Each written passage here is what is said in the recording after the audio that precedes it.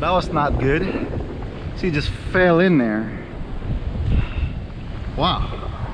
So now what am I gonna use to give me a butter smooth footage from the sky? So I guess I'm just gonna go ahead and use a Dji Spark. Now you guys can see I have the Mavic Air, but I'd rather use the smallest selfie, the smallest lineup drones of DJI. To me, it's more challenge. So I'm gonna go ahead and use this Dji Spark, and then you guys can see how this guy worked from extreme environment. And here you go. Now you guys can see the wind is really strong, so I have to fix my kite and just had to put it back where I actually stayed at, because this wind is so strong. But you guys gonna go ahead and see what else this guy can do.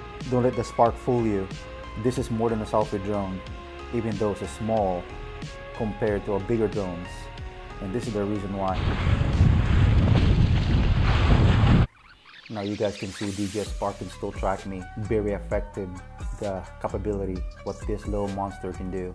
He can still handle without no problem with the battery smooth footage. Please check it on the map.